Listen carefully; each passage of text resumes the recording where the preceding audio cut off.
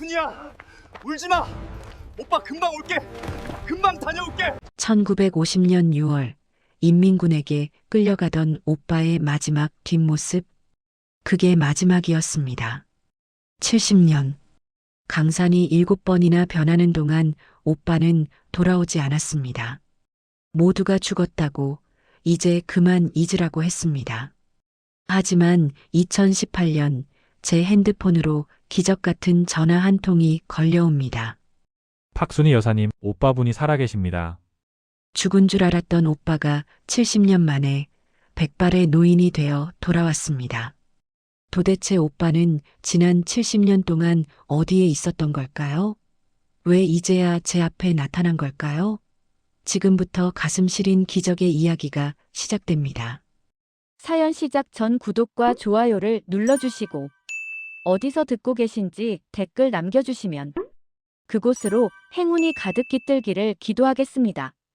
눈을 뜨니 새벽 6시였습니다. 서울 종로구 해화동의 낡은 연립주택. 창문 틈으로 들어온 희미한 아침 햇살이 방 안을 비추고 있었습니다. 저는 침대에서 일어나 앉았습니다. 81라는 나이가 무색하게 습관처럼 몸이 먼저 반응했습니다. 무릎에서 뚝 소리가 났지만 익숙한 통증이라 대수롭지 않았습니다. 주방으로 가서 물 한 컵을 따랐습니다. 차가운 물이 목구멍을 타고 넘어가자 정신이 맑아지는 것 같았습니다. 저는 거실 한편에 놓인 서랍장으로 향했습니다. 그 위에는 낡은 흑백 사진 액자가 놓여 있었습니다. 매일 아침 눈을 뜨면 가장 먼저 하는 일이었죠. 액자 속에는 까까머리 소년과 단발머리 소녀가 나란히 서서 웃고 있었습니다. 18살 오빠 박영수, 그리고 11살 저 박순이었습니다. 손끝으로 차가운 액자 유리를 쓸어내렸습니다. 사진 속 오빠의 얼굴은 70년이 지난 지금도 여전히 앳된 소년의 모습 그대로였습니다. 오빠, 잘 잤어? 나 일어났어. 대답 없는 사진을 향해 인사를 건넸습니다. 가슴 한구석이 욱신거렸습니다. 70년 전 그날의 기억은 마치 어제 일처럼 생생했습니다. 1950년 6월 서울의 여름은 유난히 뜨거웠습니다. 매미 소리가 귀가 따갑게 울려 퍼지던 그날 오후였습니다. 골목 어귀에서 낯선 군인들이 나타났습니다. 인민군 복장을 한 두 남자가 오빠의 양팔을 거칠게 붙잡았습니다. 박영수 동무, 가자. 은아, 이거 놓으라고. 오빠가 몸부림쳤지만 역부족이었습니다. 저는 너무 놀라들고 있던 공기도를 바닥에 떨어뜨렸습니다. 그리고 오빠에게 달려가 옷자락을 붙잡았습니다. 오빠, 안 돼. 가지 마. 순이야. 집에 들어가. 어서. 군인 중 한 명이 저를 거칠게 밀쳤습니다. 저는 바닥에 나동그라졌고 무릎이 까져 피가 흘렀습니다. 하지만 아픈 줄도 몰랐습니다. 오빠가 끌려가고 있었으니까요. 오빠는 자꾸만 뒤를 돌아보며 소리쳤습니다. 순이야, 울지 마. 오빠 금방 올게. 금방 다녀올게. 그 목소리가, 그 절박했던 눈빛이 아직도 꿈에 나옵니다. 금방 온다던 오빠는 그 길로 돌아오지 않았습니다. 계절이 바뀌고 해가 바뀌어도 대문은 열리지 않았습니다. 어머니는 오빠를 기다리다 화병으로 먼저 돌아가셨고 아버지도 그 뒤를 따르셨습니다. 저 혼자 남아 70년을 버텼습니다. 저는 한숨을 내쉬며 옷을 갈아입었습니다. 분홍색 꽃무늬 셔츠에 편한 바지를 입고 집을 나섰습니다. 해화동 골목길은 아침부터 분주했습니다. 폐지를 줍는 할아버지, 등교하는 학생들을 지나쳐 근처 공원으로 향했습니다. 공원 벤치에 앉아 비둘기들에게 모이를 던져주는 게 제 유일한 낙이었습니다. 999. 비둘기들이 모여드는 모습을 보며 멍하니 앉아 있었습니다. 그때였습니다. 어머, 순이 형님 아니세요? 고개를 돌려보니 경로당 친구인 김 여사였습니다. 김 여사는 제 옆에 털썩 앉으며 부채질을 했습니다. 오늘도 일찍 나오셨네. 또 그 사진 보고 나오셨죠? 저는 씁쓸하게 웃으며 고개를 끄덕였습니다. 김 여사는 쯧쯧 혀를 찼습니다. 형님, 이제 그만 좀 하세요. 벌써 70년이잖아요. 70년이면 강산이 변해도 7번은 변했어. 살아있으면 진작 연락이 왔지. 아니야. 우리 오빠 살아있어. 내가 느껴. 제 목소리가 저도 모르게 높아졌습니다. 손이 부들부들 떨렸습니다. 김 여사는 안쓰러운 표정으로 제 손을 잡았습니다. 형님 마음 모르는 거 아니지만 죽은 사람 붙들고 있으면 산 사람만 괴로워요. 미국에 있는 아들 생각해서라도 이제 마음 비우세요. 그 말이 비수처럼 가슴에 꽂혔습니다. 죽은 사람. 남들은 다 그렇게 말했습니다. 1983년 여의도 광장이 눈물바다가 되었던 이상가족을 찾습니다. 방송 때도 저는 뜬 눈으로 밤을 지새웠습니다. 텔레비전 화면에 수천 명의 얼굴이 지나갔지만 오빠는 없었습니다. 1990년 대한적십자사에 신청서를 낼 때도 희망을 가졌습니다. 하지만 돌아오는 건 침묵뿐이었습니다. 그 긴 세월 동안 희망은 절망이 되었고 절망은 다시 체념이 되었습니다. 하지만 포기할 수는 없었습니다. 오빠가 마지막으로 했던 약속 때문이었습니다. 금방 올게. 그 약속 하나를 믿고 70년을 버틴 겁니다. 오후가 되어 경로당에 갔습니다. 할머니들이 둥그렇게 모여 앉아 10원짜리 화투를 치고 있었습니다. 순이 왔어? 이리 와, 한판 해. 저는 못 이기는 척 끼어 앉았습니다. 짝짝. 화투장 붙는 소리가 요란했습니다. 하지만 제 머릿속은 온통 딴 생각뿐이었습니다. 내일이 오빠 생일이었거든요. 살아있다면 87이 되었을 오빠. 어디서 미역국이나 얻어먹고 있을지 아니면 차가운 땅 속에 누워 있을지 생각할수록 가슴이 먹먹해졌습니다. 해가 뉘엿뉘엿 질 때쯤 집으로 돌아왔습니다. 텅 빈 집안에는 정막만이 감돌았습니다. 10년 전 남편이 세상을 떠나고 아들 준호마저 미국으로 이민을 간 뒤로는 늘 혼자였습니다. 저는 부엌으로 들어가 쌀을 씻었습니다. 치카치카. 쌀 씻는 소리가 유난히 크게 들렸습니다. 압력밥솥에 밥을 안 치고 냉장고에서 소고기를 꺼냈습니다. 내일 오빠 생일상에 올릴 미역국을 끓이기 위해서였습니다. 참기름에 고기를 달달 볶다가 불린 미역을 넣었습니다. 보글보글 끓어오르는 국 냄새가 좁은 부엌을 가득 채웠습니다. 밥상이 다 차려졌습니다. 하얀 쌀밥에 소고기 미역국, 그리고 오빠가 좋아했던 조기 구이까지. 저는 식탁 맞은편 빈자리에 숟가락과 젓가락을 가지런히 놓았습니다. 그리고 그 빈자리를 멍하니 바라봤습니다. 오빠 밥 먹어. 대답은 없었습니다. 오직 시계 초침 소리만 똑딱똑딱 들려왔습니다. 눈시울이 뜨거워졌습니다. 참았던 눈물이 볼을 타고 흘러내려 국그릇에 떨어졌습니다. 저는 떨리는 손으로 숟가락을 들었습니다. 오빠, 살아있으면 제발 한 번만이라도 보고 싶어. 꿈에라도 나와줘. 목이 메어 밥이 넘어가지 않았습니다. 숟가락을 내려놓고 두 손으로 얼굴을 감쌌습니다. 꺼이꺼이 울음이 터져 나왔습니다. 70년의 그리움이, 70년의 서러움이 좁은 방 안에 가득 찼습니다. 그날 밤 저는 오빠의 사진을 품에 안고 잠이 들었습니다. 내일 어떤 일이 벌어질지, 제 인생을 송두리째 뒤흔들 기적 같은 전화가 걸려올지 꿈에도 모른 채 말이죠. 2018년 4월 12일 오후 2시였습니다. 경로당 안은 여느 때처럼 시끌벅적했습니다. 할머니 5명이 둘러앉아 치는 10원짜리 화투판은 전쟁터나 다름없었죠. 아이고, 이걸 또 먹네. 순이 형님, 오늘 아주 날 잡았소? 김 여사가 제 허벅지를 찰싹 때리며 웃었습니다. 저는 입가에 미소를 지으며 화투장을 내려놓았습니다. 운이 좋네, 오늘따라. 달달한 믹스커피 향이 코끝을 찔렀고 짝짝 화투장 붙는 소리가 경쾌하게 울렸습니다. 그때였습니다. 주머니 속에서 휴대전화가 요란하게 진동했습니다. 징마이너스. 패를 돌리던 손을 멈추고 전화기를 꺼냈습니다. 액정 화면에는 2로 시작하는 낯선 번호가 찍혀 있었습니다. 평소 같으면 스팸 전화라며 안 받았을 겁니다. 그런데 이상하게도 그날따라 꼭 받아야 할 것 같은 기분이 들었습니다.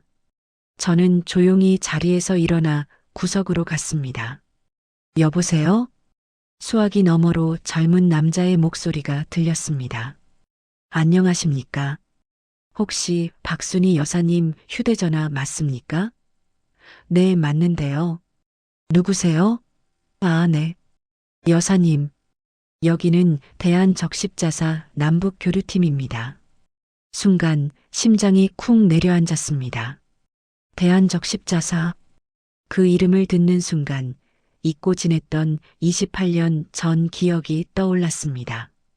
1990년 혹시나 하는 마음에 이산 가족 찾기를 신청했던 곳이었습니다. 하지만 그 뒤로 강산이 3번 변할 동안 연락 한 번 없던 곳이었습니다. 손이 미세하게 떨리기 시작했습니다. 등줄기로 식은땀이 흘렀습니다. 네. 무슨 일이시죠? 목소리가 저도 모르게 기어들어갔습니다. 남자가 차분한 목소리로 말을 이었습니다. 놀라지 말고 들으십시오. 최근 한국에 입국하신 탈북민 중에 여사님의 오빠로 추정되는 분이 계셔서 연락드렸습니다. 숨이 턱 막혔습니다. 경로당의 그 시끄러운 소음이 순식간에 진공 상태처럼 사라졌습니다. 오직 수화기 너머 남자의 목소리만 귓가에 웅웅거렸습니다. 제 귀를 의심했습니다. 지금 뭐라고 하셨어요? 누가 있다고요? 박영수 씨, 1932년생이라고 하시는데요. 여사님께서 신청하신 오빠분 인적사항과 일치합니다. 1932년생 박영수. 맞았습니다. 제 오빠였습니다. 심장이 미친 듯이 뛰기 시작했습니다. 머릿속이 하얘지면서 아무런 생각도 나지 않았습니다. 다리에 힘이 풀려 휘청거렸습니다. 지금 그게 정말입니까? 우리 오빠가 살아있습니까? 목구멍에서 쇳소리가 났습니다. 직원이 조심스럽게 대답했습니다. 네. 본인이 박순이라는 여동생을 애타게 찾고 계십니다. 고향이 서울 종로구 해화동이라고 정확히 말씀하셨고요. 쿵. 저는 들고 있던 휴대전화를 바닥에 떨어뜨리고 말았습니다. 투박한 플라스틱 소리가 경로당 바닥을 때렸습니다. 저는 그 자리에 주저앉았습니다. 70년. 무려 70년이었습니다. 죽은 줄 알고 제사상까지 차렸던 오빠가 살아 있었습니다. 형님, 왜 그래? 무슨 일이야?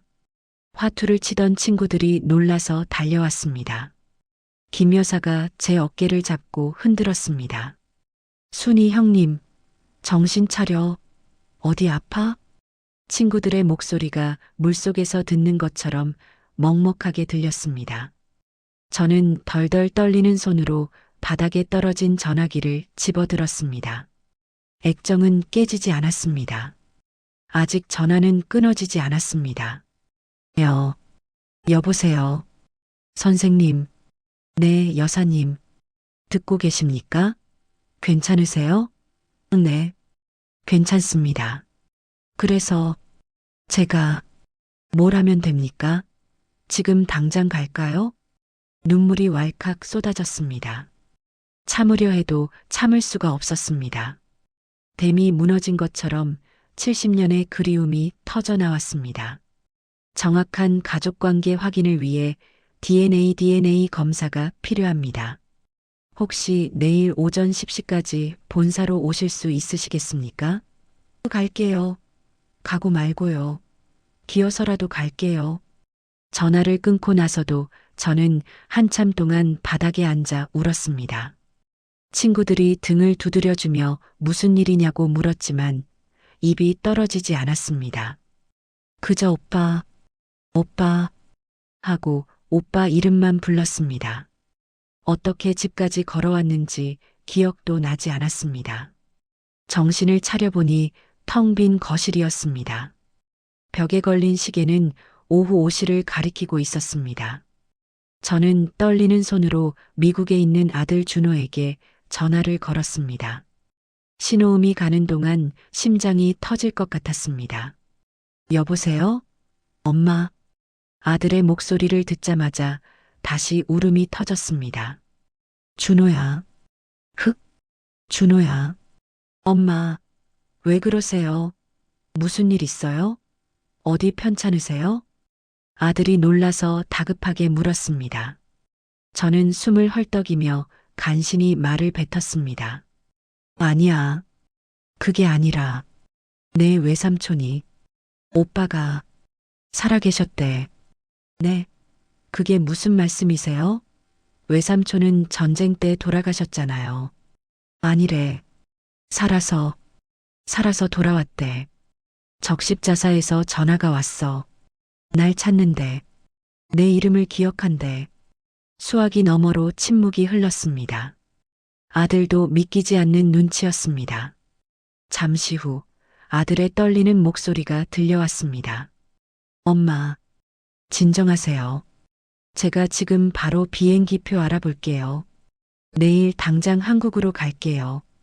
그래. 어서 와라. 엄마 혼자서는 무서워서 못 가겠다. 전화를 끊고 저는 오빠의 흑백 사진을 가슴에 품었습니다. 사진 속 소녀는 여전히 웃고 있었습니다. 손등 위로 뜨거운 눈물이 뚝뚝 떨어졌습니다. 오빠, 살아있었구나. 나 안 잊어버렸구나. 내일이면 확인하게 될 겁니다. 내 피부치, 내 오빠가 맞는지. 하지만 저는 이미 알고 있었습니다. 피는 물보다 진하다는 것을. 제 심장이 이렇게 뛰는 걸 보면 오빠가 분명했습니다. 2018년 4월 13일 아침이 밝았습니다. 저는 뜬 눈으로 밤을 지새웠습니다. 새벽녘에 미국에서 급하게 귀국한 아들 준호가 집에 도착했습니다. 현관문을 열고 들어오는 아들의 얼굴을 보자마자 눈물이 핑 돌았습니다. 엄마, 저 왔어요. 괜찮으세요? 그래. 고생했다. 먼 길 오느라. 아들은 짐도 풀지 않은 채 저를 꼭 안아주었습니다. 든든한 아들의 품에 안기니 그제야 조금 안심이 되었습니다. 하지만 긴장감은 사라지지 않았습니다. 오늘이 바로 오빠인지 아닌지 확인하러 가는 날이었으니까요. 저는 장롱문을 활짝 열었습니다. 옷장 깊숙한 곳에서 가장 아끼는 옥색 한복을 꺼냈습니다. 아들 결혼식 때 입었던 옷이었습니다. 좀이 슬지 않게 나프탈렌을 넣어두어 냄새가 났지만 가장 귀한 옷을 입고 가고 싶었습니다. 70년 만에 오빠를 만나는 길일지도 모르는데 초라한 모습으로 갈 수는 없었으니까요. 거울 앞에서 저고리 고름을 매는데 손이 덜덜 떨렸습니다. 몇 번이나 고름을 풀었다 다시 맸는지 모릅니다. 엄마, 제가 도와드릴까요? 준호가 다가와 제 손을 잡았습니다. 아들의 따뜻한 손이 닿자 떨림이 조금 잦아들었습니다. 저는 거울 속에 저를 바라봤습니다. 주름진 얼굴, 하얗게 센 머리카락. 11살 꼬마 순이는 온데간데였고 81살 할머니가 서 있었습니다. 너무 늙었다. 오빠가 못 알아보면 어쩌지? 아니에요. 엄마 지금도 고우세요. 외삼촌이 한눈에 알아보실 거예요. 아들의 위로에 힘입어 집을 나섰습니다. 준호가 운전하는 차를 타고 남산 밑에 있는 대한적십자사본사로 향했습니다. 차창 밖으로 벚꽃이 흩날리고 있었습니다. 70년 전 오빠와 헤어졌던 그의 여름도 이렇게 꽃이 흐드러지게 피었었는데 풍경은 아름다운데 제 속은 새까맣게 타들어갔습니다. 적십자사 건물에 도착했습니다. 건물 입구에 들어서자 적십자 마크가 선명하게 보였습니다. 직원이 우리를 안내했습니다. 박순희 여사님, 먼 길 오시느라 고생하셨습니다. 이쪽 검사실로 오시죠. 작은 방에는 하얀 가운을 입은 의사가 기다리고 있었습니다. 소독약 냄새가 코를 찔렀습니다. 저는 의자에 앉아 소매를 걷어 올렸습니다. 앙상하게 마른 팔뚝이 드러났습니다. 조금 따끔합니다. 의사가 알코올 솜으로 팔을 문지르고 주사바늘을 찔렀습니다. 따끔. 살갗을 파고드는 통증이 느껴졌지만 저는 미동도 하지 않았습니다. 주사기 안으로 검붉은 피가 차오르는 것을 멍하니 바라봤습니다. 이 피가 증명해 줄 겁니다. 그 사람이 정말 내 오빠 박영수가 맞는지 아니면 또다시 나를 절망 속으로 밀어넣을 타인인지 채취 끝났습니다. 여기 솜 꾹 누르고 계세요. 지혈솜을 누르며 제가 물었습니다. 선생님, 결과는 언제 나옵니까? 보통 2주 정도 걸립니다. 결과 나오면 바로 연락드리겠습니다. 2주. 단 두 글자가 천근만근 무겁게 느껴졌습니다. 하루하루가 지옥 같을 게 뻔했습니다. 하지만 기다려야 했습니다. 70년을 기다렸는데 고작 2주를 못 기다릴까요? 집으로 돌아온 그날부터 시간과의 싸움이 시작되었습니다. 달력에 X표를 치며 하루하루를 보냈습니다. 하지만 시간은 야속하리만큼 더디게 흘렀습니다. 아무리 시계를 쳐다봐도 분침은 제자리를 맴도는 것 같았습니다. 준호가 휴가를 내고 곁에 있어줬지만 제 마음은 늘 전화기 옆에 가 있었습니다. 밤이 되면 불안감이 엄습했습니다. 자리에 누우면 온갖 생각이 꼬리에 꼬리를 물었습니다. 만약 오빠가 아니면 어떡하지? 이름이랑 나이만 같은 다른 사람이면? 그럼 나는 또다시 오빠를 2번 죽이는 건데. 가슴이 답답해져서 벌떡 일어나 앉기를 수십 번이었습니다. 그때마다 준호가 방문을 열고 들어왔습니다. 엄마, 또 못 주무세요? 따뜻한 우유라도 데워드릴까요? 아니야. 괜찮아. 너도 피곤할 텐데 들어가 자라. 아들에게 미안해서 억지로 눈을 감았지만 잠은 오지 않았습니다. 새벽녘이 되어서야 깜빡 선잠이 들었다가 전화벨 소리 환청을 듣고 깨기도 했습니다. 입술이 바짝바짝 마르고 입맛이 떨어졌습니다. 밥을 먹어도 모래알을 씹는 것 같았습니다. 그렇게 지옥 같은 2주가 흘렀습니다. 2018년 4월 27일. 드디어 약속한 날짜가 되었습니다. 아침부터 전화기를 손에 쥐고 놓지 않았습니다. 화장실에 갈 때도 전화기를 들고 갔습니다. 혹시나 벨소리를 못 들을까봐 볼륨을 제일 크게 키워 놓았습니다. 준호도 긴장한 표정으로 거실을 서성거렸습니다. 오후 2시가 조금 넘었을 때였습니다. 따르릉 마이너스 따르릉 마이너스. 정적을 깨고 전화벨이 울렸습니다. 심장이 멎는 것 같았습니다. 저는 떨리는 손으로 통화 버튼을 눌렀습니다. 여보세요? 수화기 너머로 익숙한 직원의 목소리가 들렸습니다. 박순희 여사님, 대한적십자사입니다. 많이 기다리셨죠? 네. 결과가 어떻게 됐습니까?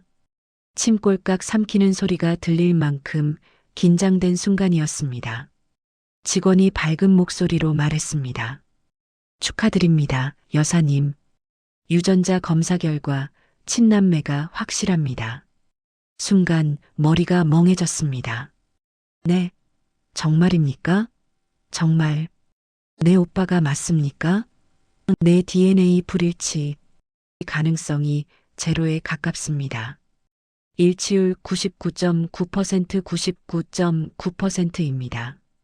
찾으시는 박영수 님이 맞습니다. 99.9%. 그 숫자를 듣는 순간 다리에 힘이 풀려 주저앉고 말았습니다. 손에서 전화기가 스르르 미끄러져 떨어졌습니다. 엄마, 왜 그러세요? 엄마. 준호가 달려와 저를 부축했습니다. 저는 아들의 옷자락을 꽉 움켜쥐었습니다. 준호야, 맞대. 내 외삼촌이 맞대. 오빠가 살아있어. 참았던 눈물이 본물 터지듯 쏟아졌습니다. 꺼이꺼이. 짐승이 우는 것 같은 소리가 목구멍에서 터져나왔습니다. 아, 오빠. 바닥을 치며 통곡했습니다. 70년 동안 가슴속에 맺혀있던 응어리가 한순간에 녹아내리는 것 같았습니다. 죽은 줄만 알았던 오빠. 제사상 받던 오빠가 살아서 저를 찾았습니다. 준호도 저를 끌어안고 함께 울었습니다. 다행이에요. 정말 다행이에요, 엄마. 한참을 울고 나서 다시 전화기를 들었습니다. 직원이 기다리고 있었습니다. 여사님, 진정되셨습니까? 네. 죄송합니다. 너무 좋아서, 너무 기가 막혀서 충분히 이해합니다. 이제 상봉 일정을 잡으셔야죠. 5월 15일 경기도 안성 하나원에서 상봉 행사가 열릴 예정입니다. 그때 오빠분을 만나실 수 있습니다. 5월 15일. 달력을 보니 보름 정도 남아 있었습니다. 이제 진짜 만날 수 있습니다. 사진 속의 18살 오빠가 아니라 87살 할아버지가 된 오빠를. 감사합니다. 정말 감사합니다. 선생님, 복 받으실 거예요. 전화를 끊고 나서도 저는 한참 동안 멍하니 앉아 있었습니다. 창밖에는 여전히 벚꽃이 눈처럼 날리고 있었습니다. 70년 전 오빠가 떠나던 날처럼요. 하지만 오늘은 슬프지 않았습니다. 이제 곧 오빠가 돌아오니까요. 오빠, 조금만 기다려. 내가 갈게. 맛있는 거 많이 싸들고 내가 갈게. 저는 허공에 대고 약속했습니다. 이번에는 제가 오빠를 찾아갈 차례였습니다. 전화를 끊고 나서도 심장이 쿵쾅거려 진정할 수가 없었습니다. 99.9%. 그 숫자가 머릿속을 맴돌았습니다. 준호가 따뜻한 보리차를 한 잔 가져다 주었습니다. 엄마, 좀 드세요. 진정하셔야죠. 떨리는 손으로 찻잔을 받았습니다.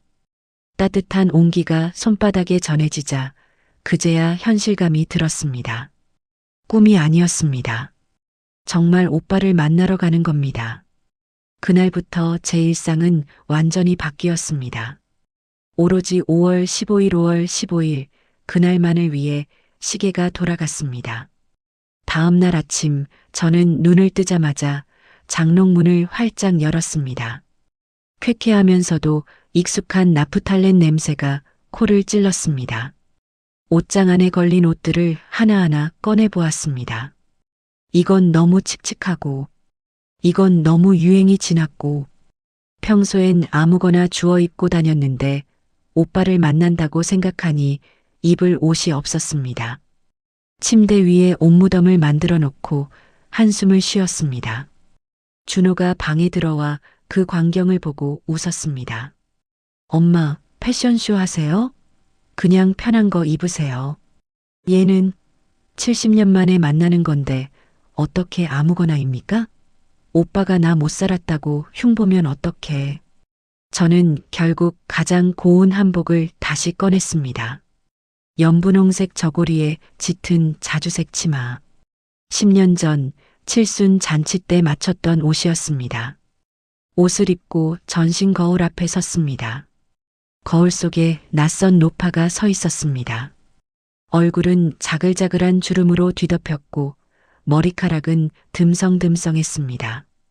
검버섯이 핀 손등은 나무 껍질처럼 거칠었습니다. 아휴, 저도 모르게 깊은 한숨이 터져 나왔습니다. 오빠 기억 속에 저는 양갈래 머리를 따은 11살 꼬마였을 텐데 지금 거울 앞에는 꼬부랑 할머니가 서 있었습니다. 손가락으로 눈가의 주름을 펴보았습니다. 하지만 손을 떼면 금세 다시 주름이 잡혔습니다. 너무 늙어버렸네. 오빠가 나 못 알아보면 어쩌지? 실망하면 어쩌지? 속상한 마음에 눈물이 핑 돌았습니다. 세월이 야속했습니다. 조금만 더 일찍 만났더라면, 조금만 더 젊었을 때 만났더라면 얼마나 좋았을까요? 그때 준호가 제 어깨를 감싸 안았습니다. 엄마, 걱정 마세요. 엄마 지금도 충분히 고우세요. 그리고 외삼촌도 같이 늙으셨을 텐데 뭐 어때요? 아들의 말이 맞았습니다. 오빠는 87, 저는 81. 우리 남매는 공평하게 늙어갔을 겁니다. 저는 다시 거울을 보며 매무새를 다듬었습니다. 그래도 오빠 눈에는 제가 여전히 귀여운 막내동생으로 보이길 바랐습니다. 오후에는 공원으로 나갔습니다. 상봉 연습을 하기 위해서였습니다. 벤치에 앉아 아무도 없는 허공을 보며 중얼거렸습니다. 오빠, 나야 순이. 알아보겠어? 아니야, 이건 너무 밋밋해. 오빠, 왜 이제 왔어? 그동안 어디 있었어? 이건 너무 따지는 것 같아. 몇 번이나 말을 고치고 또 고쳤습니다. 지나가던 사람들이 힐끔거렸지만 신경 쓰지 않았습니다. 제 머릿속에는 오직 오빠뿐이었습니다. 그러다 문득 가장 하고 싶은 말이 떠올랐습니다. 오빠, 살아줘서 고마워. 정말 고마워. 그 말을 뱉는 순간 목이 메어왔습니다. 네, 다른 말은 필요 없었습니다. 살아준 것, 그거 하나면 충분했습니다. 경로당에도 갔습니다. 평소 같으면 조용히 구석에 앉아 있었겠지만 이날은 달랐습니다. 저는 어깨를 펴고 당당하게 들어갔습니다. 김 여사, 나 커피 한 잔 타주게. 어머, 형님, 오늘따라 왜 이렇게 기분이 좋아 보이셔? 얼굴에 꽃이 폈네. 친구들이 제 얼굴을 빤히 쳐다봤습니다. 저는 뜸을 들이다가 짐짓 아무렇지 않은 척 말했습니다. 나 다음 주에 오빠 만나러 가. 순간 경로당이 찬물을 끼얹은 듯 조용해졌습니다. 화투를 치던 할머니들이 모두 동작을 멈추고 저를 바라봤습니다. 뭐, 오빠? 죽었다던 그 오빠? 살아계셨어. 북한에서 오셨대. DNA 검사도 다 했어. 99.9%래. 아이고, 세상에, 세상에. 여기저기서 탄성이 터져 나왔습니다. 김 여사는 입을 다물지 못했습니다. 부러움과 놀라움이 뒤섞인 눈빛들이 저에게 쏟아졌습니다.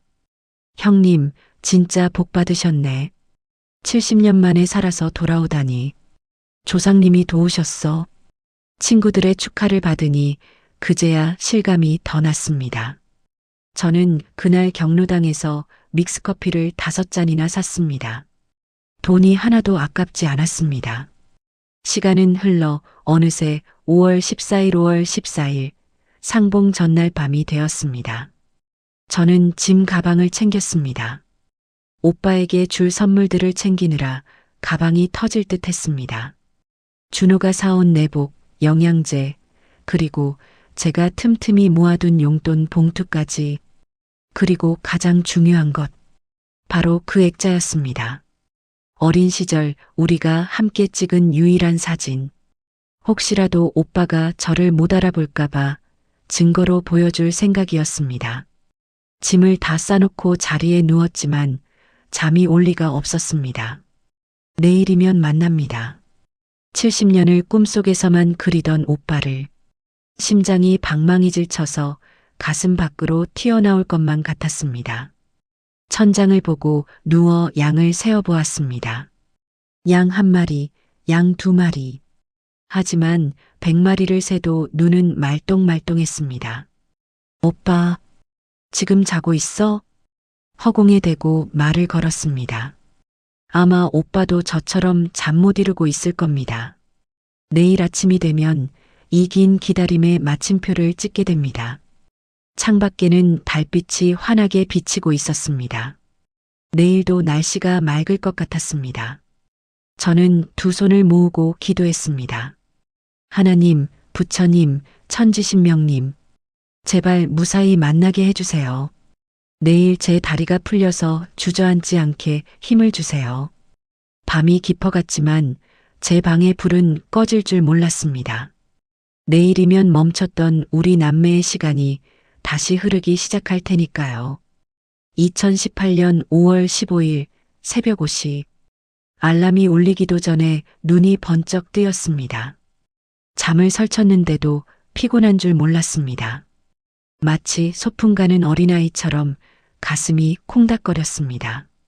저는 어젯밤 미리 꺼내둔 연분홍색 저고리와 자주색 치마를 입었습니다. 거울 앞에 앉아 빗질을 하고 또 했습니다.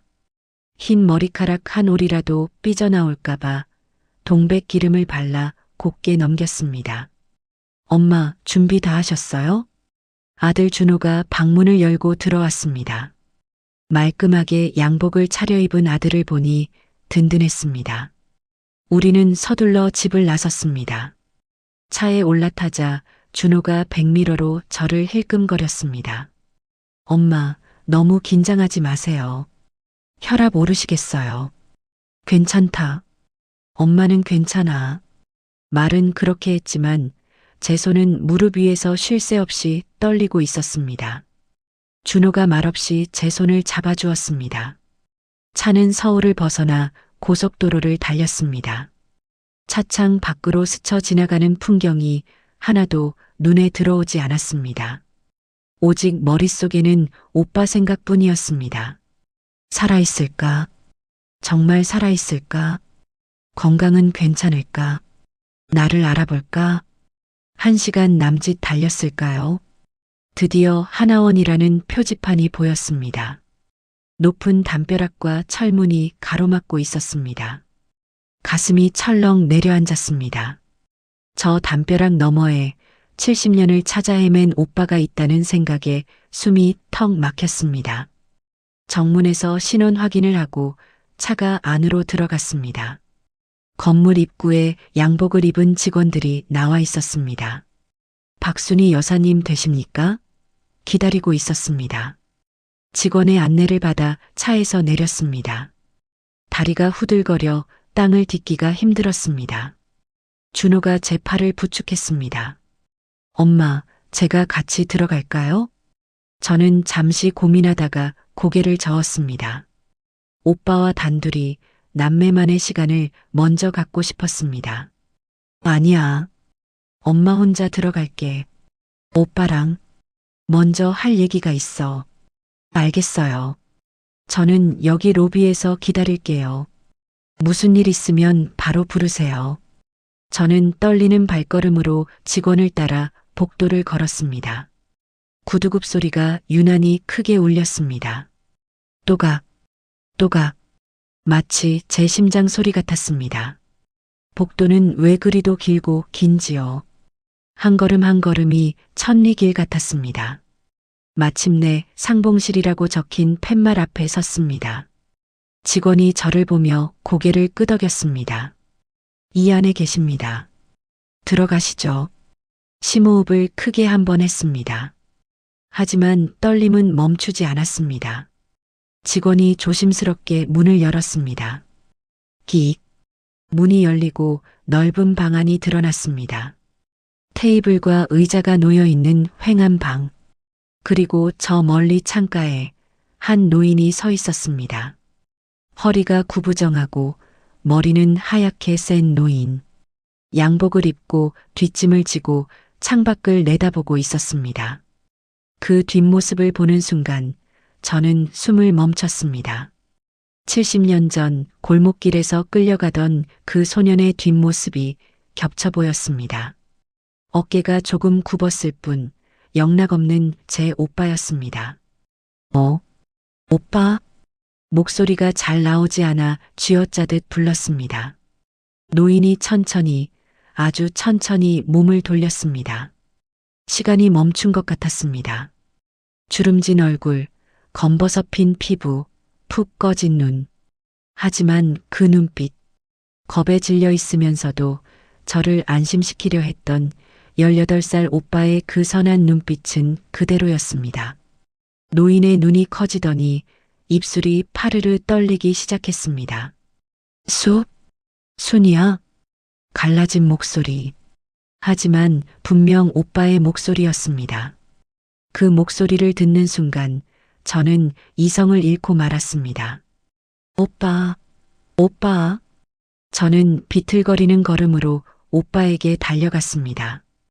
오빠도 굽은 허리를 펴려고 애쓰며 저에게 다가왔습니다.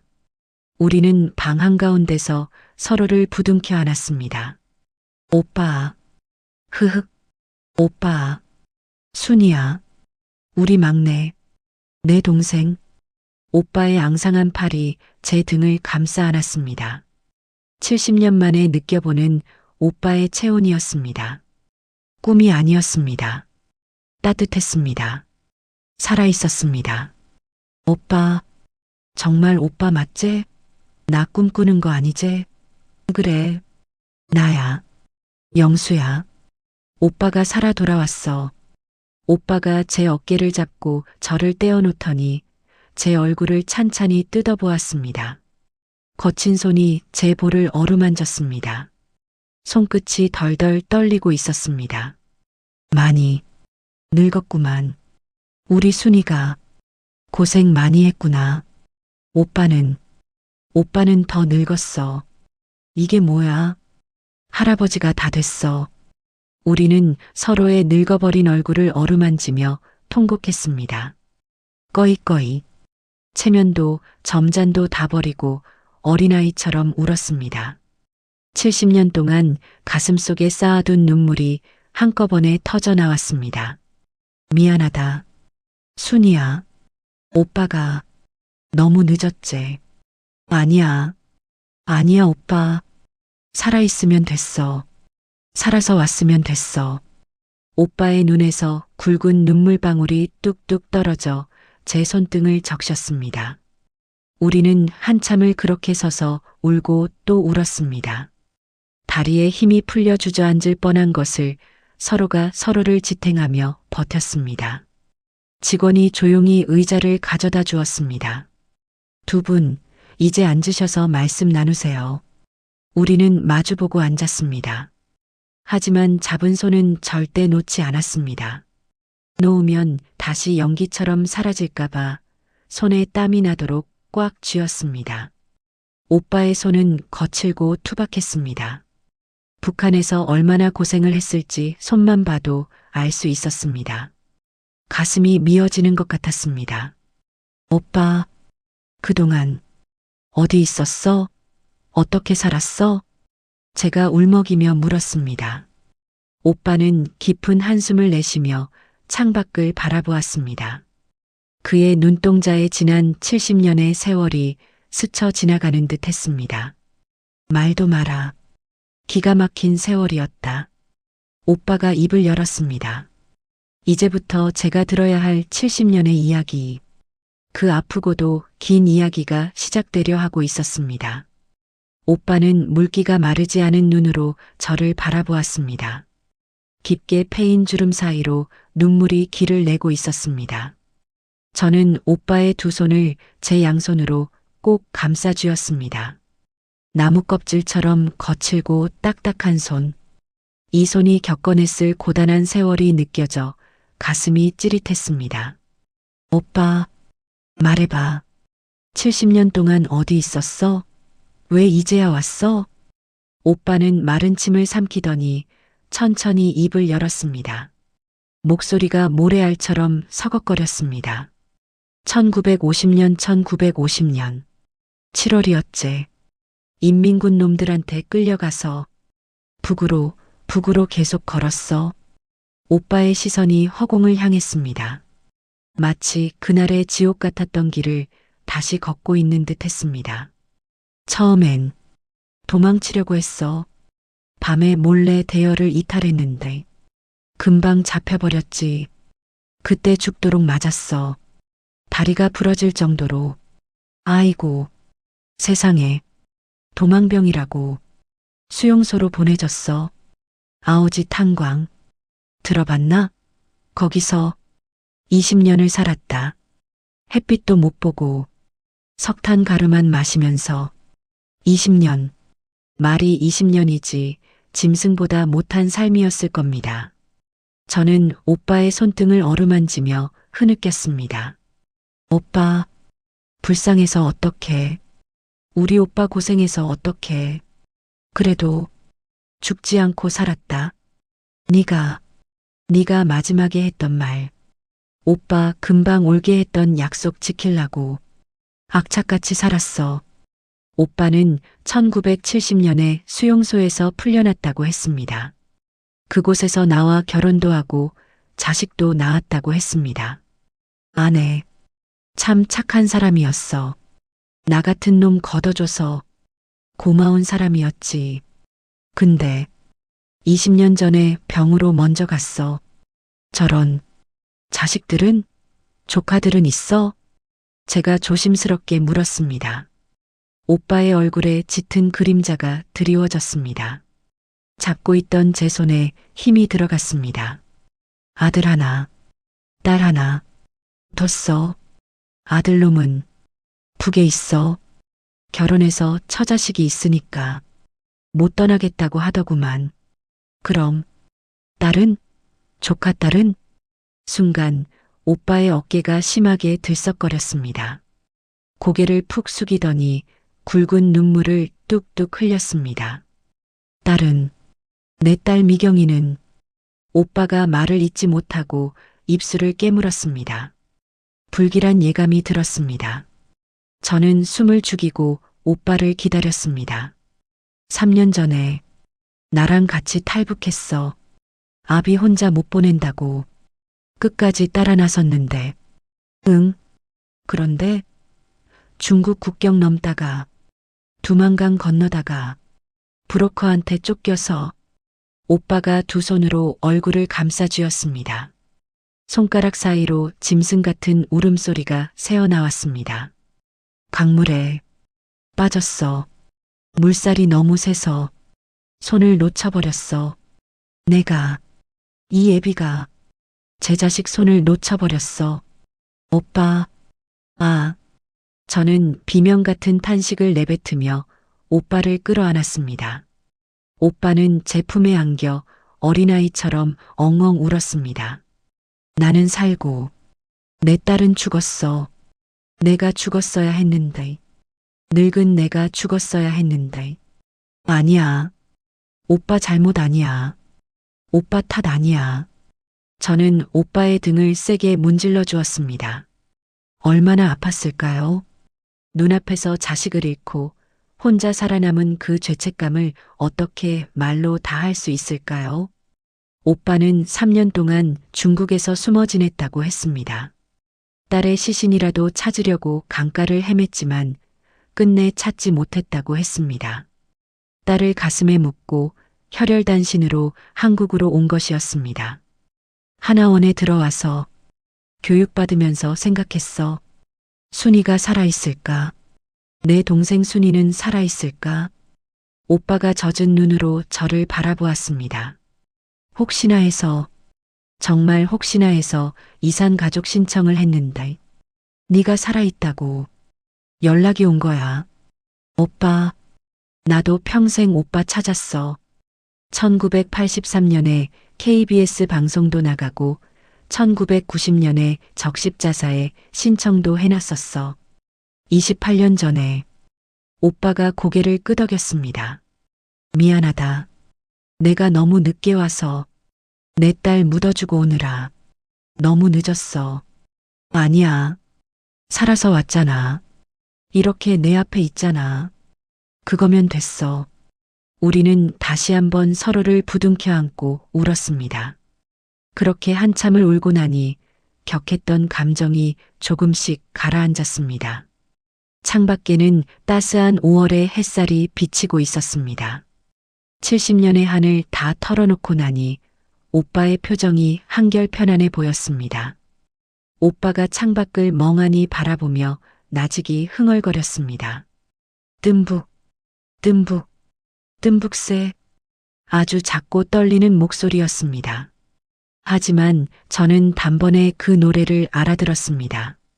어린 시절 해화동 마루에 걸터 앉아 오빠와 함께 불렀던 그 노래였습니다.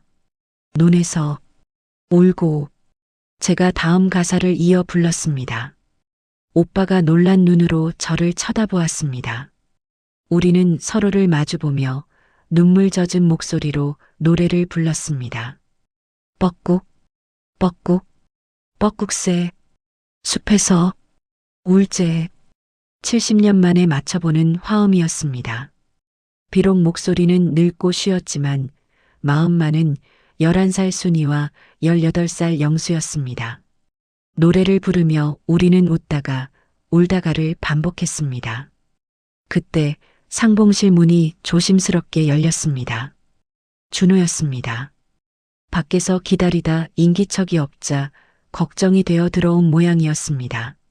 노래를 부르다 멈춘 우리는 준호를 바라봤습니다. 어머니, 괜찮으세요?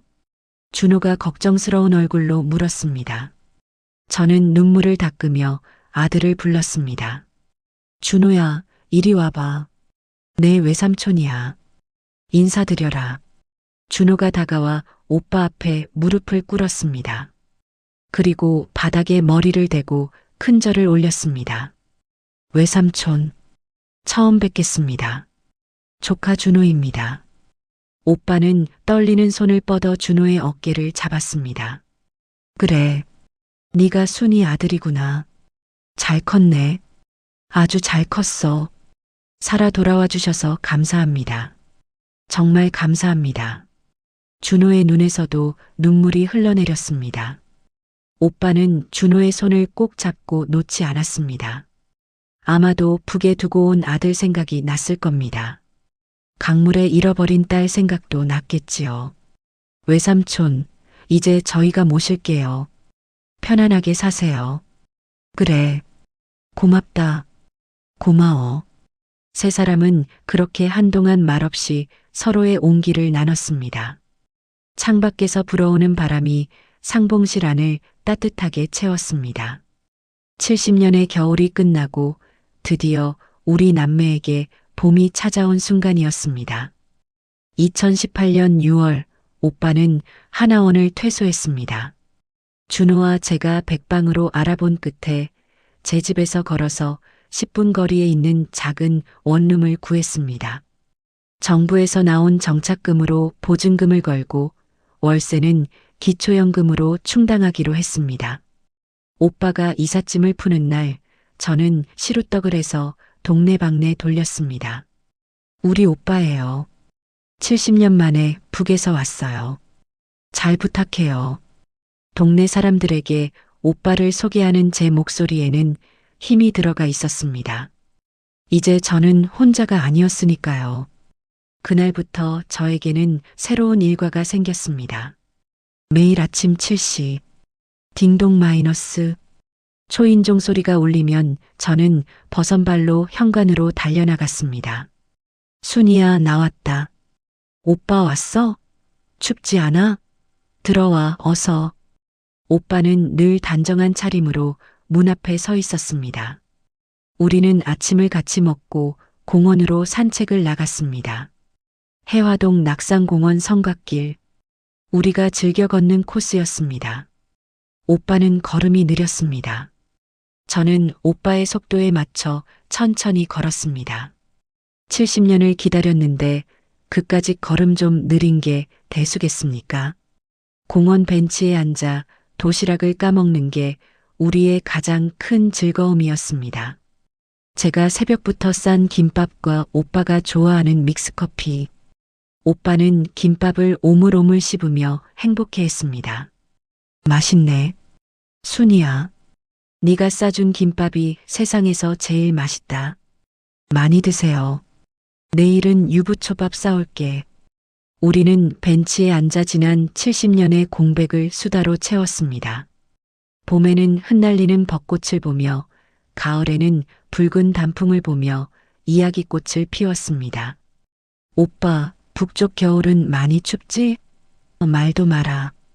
영하 30도는 기본이야.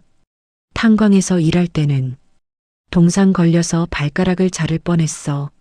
아이고, 고생해서 어떡해.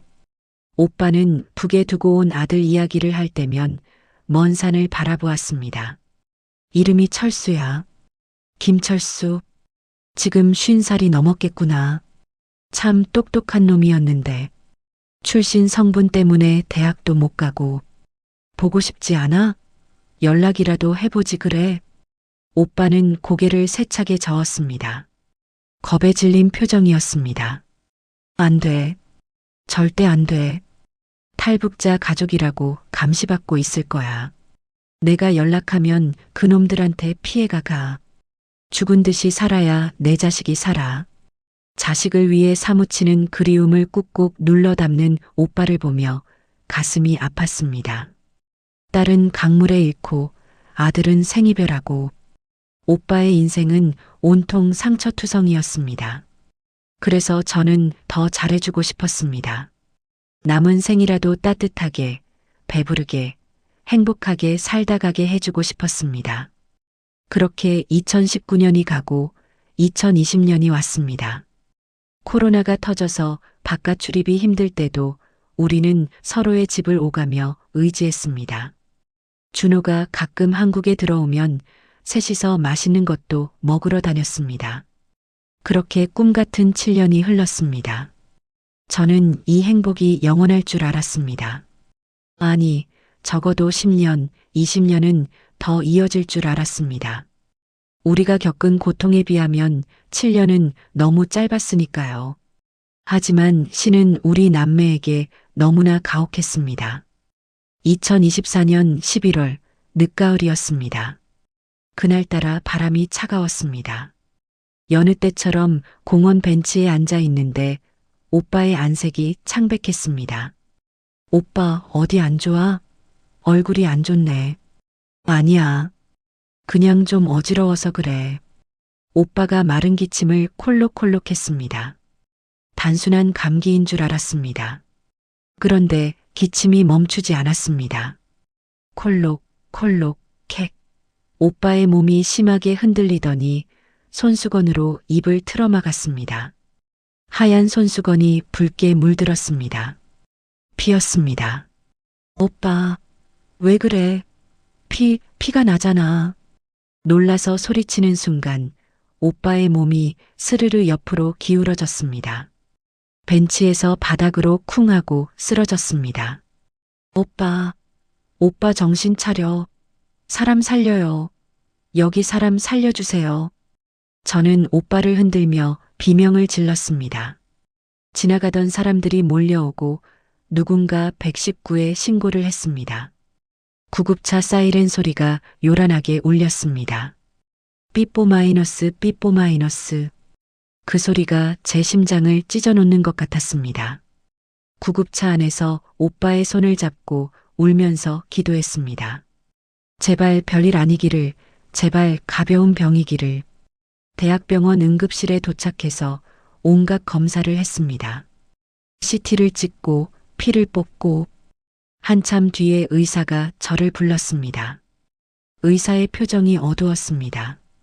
불길한 예감이 등줄기를 타고 흘렀습니다. 환자분 보호자 되십니까? 네, 동생입니다. 우리 오빠 괜찮은가요? 의사는 모니터에 띄워진 엑스레이 사진을 가리켰습니다. 폐 사진이 온통 뿌옇게 흐려져 있었습니다. 마음의 준비를 하셔야겠습니다. 폐암 말기입니다. 이미 폐 전체에 암세포가 퍼졌고 뼈까지 전이된 상태입니다. 머리를 망치로 얻어맞은 것 같았습니다. 폐암 말기라니. 어제까지만 해도 나랑 웃으며 김밥을 먹었는데. 선생님, 오진 아닙니까? 우리 오빠 기침 한 번 안 했어요. 건강했다고요. 환자분, 혹시 예전에 분진이 많은 곳에서 일하셨습니까? 폐 상태가 일반적이지 않습니다. 마치 석탄 가루가 폐에 박혀 있는 것처럼. 아, 탄광. 오빠가 말했던 아오지 탄광. 20년 동안 햇빛도 못 보고 석탄 가루를 마셨다던 그곳. 그 지옥 같은 시간이 50년이 지난 지금에야 오빠의 숨통을 조여오고 있었습니다. 북한에서의 고통이 기어코 여기까지 따라와 오빠를 잡으려 하고 있었습니다. 수술은요? 수술하면 살 수 있잖아요. 제가 의사의 가운을 잡고 매달렸습니다. 하지만 의사는 고개를 저었습니다. 너무 늦었습니다. 연세도 있으시고 체력도 약하셔서 수술은 불가능합니다. 항암 치료도 버티기 힘드실 겁니다. 그럼 어떡합니까? 이대로 죽으라는 말입니까? 통증을 줄이는 완화 치료를 하면서 남은 시간을 편안하게 보내시는 게 최선입니다. 저는 바들바들 떨리는 입술로 물었습니다.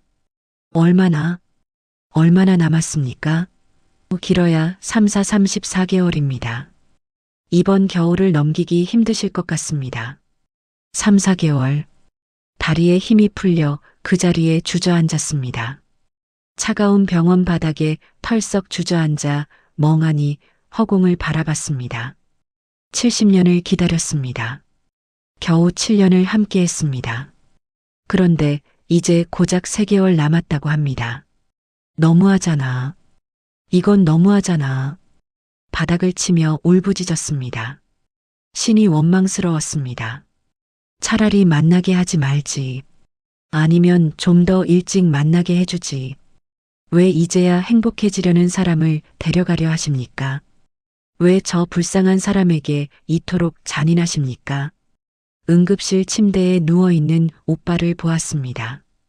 산소 마스크를 쓰고 힘겹게 숨을 몰아쉬는 오빠. 너무나 작고 왜소해 보였습니다. 저는 비틀거리는 걸음으로 다가가 오빠의 손을 잡았습니다. 차가웠습니다. 오빠, 일어나. 집에 가야지. 내일 김밥 싸줄게. 일어나. 눈물이 앞을 가려 오빠의 얼굴이 보이지 않았습니다. 이별의 카운트다운이 시작되었습니다. 70년 전 그날처럼 오빠는 또다시 저를 두고 떠날 준비를 하고 있었습니다. 2025년 3월 12일 새벽 4시였습니다. 병실은 고요했습니다. 규칙적으로 울리는 심전도 모니터 소리만이 정적을 채우고 있었습니다. 띡띡띡. 저는 오빠의 침대 옆 간이의자에 앉아 오빠의 손을 잡고 있었습니다. 며칠 새 오빠의 손은 나뭇가지처럼 더 말라버렸습니다. 산소 마스크를 쓴 오빠의 가슴이 얕게 오르내렸습니다. 엄마, 좀 주무세요. 제가 보고 있을게요. 미국에서 다시 날아온 준호가 제 어깨를 감쌌지만 저는 고개를 저었습니다. 잠을 잘 수가 없었습니다. 지금 눈을 감으면 영영 못 볼 것 같았거든요. 의사 선생님이 오늘을 넘기기 힘들다고 했습니다. 저는 오빠의 얼굴을 눈에 담고 또 담았습니다. 움푹 패인 볼, 검버섯, 하얗게 센 눈썹. 그 모든 것이 사무치게 사랑스럽고 안쓰러웠습니다. 그때였습니다. 오빠의 눈꺼풀이 파르르 떨리더니 힘겹게 눈을 떴습니다. 초점 없는 눈동자가 허공을 헤매다 저를 찾았습니다. 오빠, 나 보여? 나 순이야. 제가 오빠 귀에 대고 속삭였습니다. 오빠가 산소 마스크 안에서 입술을 달싹였습니다. 무슨 말을 하려는 것 같았습니다. 저는 얼른 산소 마스크를 살짝 들어주었습니다. 희야. 바람 빠지는 소리처럼 작은 목소리였습니다. 저는 귀를 오빠 입가에 바짝 갖다 댔습니다. 응, 오빠. 나 여기 있어. 듣고 있어. 미안. 하다. 내가 먼저 가서 오빠의 눈가에 눈물이 고였습니다. 저는 고개를 세차게 저으며 눈물을 삼켰습니다. 울면 안 됩니다. 가는 길 편안하게 해줘야 하는데 제가 울면 오빠가 발길이 안 떨어질 겁니다. 아니야. 미안해하지 마. 오빠 덕분에 나 행복했어. 지난 7년 동안 정말 행복했어. 나도 행복했다. 70년 만에 너 만나서 원이 없다. 오빠가 힘겹게 숨을 몰아쉬었습니다. 잡고 있는 손에 힘이 들어갔다 빠지기를 반복했습니다. 마지막 힘을 짜내고 있는 게 느껴졌습니다. 순이야. 다음에 다시 태어나면, 응, 다시 태어나면 그때는 절대 헤어지지 말자. 전쟁 없는 세상에서 우리 오래오래 같이 살자. 그 말에 저는 결국 참았던 울음을 터뜨리고 말았습니다. 그래, 그러자. 약속해. 다음엔 내가 누나 할게. 내가 오빠 지켜줄게. 절대 안 놓칠게. 고맙다. 내 동생. 사랑한다. 오빠의 입꼬리가 희미하게 올라갔습니다. 마지막 미소였습니다. 오빠가 잡고 있던 제 손을 한번 꽉 쥐었다가 스르르 힘을 풀었습니다. 가슴의 움직임이 멈췄습니다. B-, 모니터에서 길고 날카로운 경고음이 울렸습니다. 심박수 0. 오빠가 떠났습니다. 93세. 고단했던 박영수의 삶이 마침내 끝나는 순간이었습니다. 오빠. 저는 오빠의 가슴에 얼굴을 묻고 오열했습니다. 다시는 들을 수 없는 심장 소리. 다시는 잡을 수 없는 따뜻한 손. 70년을 기다려 7년을 사랑하고 이제 영원한 이별을 맞이했습니다. 준호도 침대 끝에서 소리 죽여 울었습니다. 장례식은 조촐하게 치렀습니다. 가족이라고는 저와 준호뿐이었지만 외롭지는 않았습니다. 하나원에서 오빠와 함께 지냈던 탈북민 친구들이 찾아와 주었습니다. 영수 형님, 이제 고향 땅 밟으시라요. 거기선 아드님도 만나시고 따님도 만나시라요. 그들은 술잔을 올리며 오빠의 마지막을 배웅해 주었습니다. 영정사진 속 오빠는 환하게 웃고 있었습니다. 저와 함께 공원에서 찍은 사진이었습니다. 가장 행복했던 순간의 얼굴이었습니다. 화장터에서 한 줌의 제가 된 오빠를 받아들었을 때 저는 생각보다 담담했습니다. 가볍더군요. 그 모진 세월을 견뎌낸 몸치고는 너무나 가벼웠습니다. 우리는 오빠를 파주에 있는 납골당에 모셨습니다. 북녘땅이 가장 잘 보이는 곳이었습니다. 오빠, 거기는 북한이랑 가깝지? 철수도 보고 미경이도 만나. 유골함을 쓰다듬으며 작별 인사를 했습니다. 그리고 시간이 흘렀습니다. 2025년 11월 현재입니다. 어느덧 거리에 낙엽이 뒹구는 늦가을이 되었습니다. 저는 이제 88살이 되었습니다. 오빠가 떠난 후 저도 기력이 많이 약해졌습니다. 이제는 공원까지 걸어갈 힘도 없어 대부분의 시간을 침대에서 보냅니다. 준호가 사람을 써서 저를 돌봐주고 있습니다. 어르신, 식사하세요. 오늘 죽이 참 잘 됐어요. 요양보호사가 죽을 떠먹여주지만 몇 숟가락 뜨지 못합니다. 입맛이 없습니다. 그저 하루 종일 창밖을 바라보는 게 일입니다. 창가에는 오빠의 사진이 놓여 있습니다. 사진 속 오빠는 여전히 저를 보며 웃고 있습니다. 오빠, 밥 먹었어? 저는 습관처럼 사진에 말을 겁니다. 이제는 슬프지 않습니다. 그저 그리울 뿐입니다. 가끔은 정신이 오락가락할 때도 있습니다. 어제는 준호를 보고 오빠 왔어? 라고 했다가 준호가 눈물바람을 했습니다. 하지만 저는 압니다. 제 시간이 얼마 남지 않았다는 것을요. 몸이 깃털처럼 가벼워지는 게 느껴집니다. 창밖을 봅니다. 가을 하늘이 참 높고 파랗습니다. 70년 전 오빠와 헤어졌던 그날의 하늘도 7년 전 오빠를 다시 만났던 그날의 하늘도 저렇게 파랬습니다. 하늘 어디선가 뜸북새 노래가 들리는 것 같습니다. 뜸북 뜸북 뜸북새 논에서 울고 환청이라도 좋습니다. 오빠 목소리니까요. 저는 침대 헤드에 기대어 눈을 감습니다. 입가에 미소가 번집니다.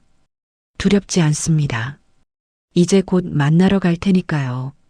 이번에 만나면 정말로 다시는 헤어지지 않을 겁니다. 오빠 손 꼭 잡고 놓친 70년 세월 다 보상받을 겁니다. 오빠, 나 이제 졸려. 조금만 자고 일어날게. 나른한 햇살이 제 얼굴을 비춥니다. 꿈속에서 오빠가 마중 나와 있을 것 같습니다. 18살의 건강한 모습으로 두 팔을 벌리고 서 있을 것 같습니다. 저는 그 품으로 달려가 안길 겁니다. 영원히 깨지 않는 꿈속으로 행복한 걸음을 옮깁니다. 오빠, 나갈게. 거기서 기다려. 오늘 순이 할머니의 이야기 어떠셨나요? 70년이라는 긴 세월을 기다려 기적처럼 다시 만난 남매의 이야기. 비록 7년이라는 짧은 시간이었지만 두 분에게는 그 어떤 시간보다 소중하고 행복했을 겁니다. 이제 하늘나라에서 다시 만난 두 분은 못다한 이야기를 나누며 영원히 함께 하시겠지요. 여러분에게도 잊지 못할 그리운 사람이 있으신가요? 혹시 지금 곁에 있는 가족에게 사랑한다, 고맙다는 말을 아끼고 계시지는 않나요? 오늘은 용기 내어 가족의 손을 꼭 잡아주세요. 그리고 따뜻한 말 한마디 건네보세요. 우리가 함께하는 이 시간이 언제까지나 계속되는 것은 아니니까요. 순이 할머니와 오빠 영수님께 전하고 싶은 말씀이 있다면 댓글로 편하게 남겨주세요. 여러분의 따뜻한 위로가 하늘에 계신 두 분께도 전해질 겁니다. 이 가슴 시린 이야기가 더 많은 분들께 가족의 소중함을 일깨워줄 수 있도록 구독과 좋아요로 함께 해주시면 감사하겠습니다. 여러분의 가정에 늘 건강과 행복이 가득하기를 바랍니다. 오늘도 소중한 시간 내어 끝까지 들어주셔서 진심으로 감사드립니다.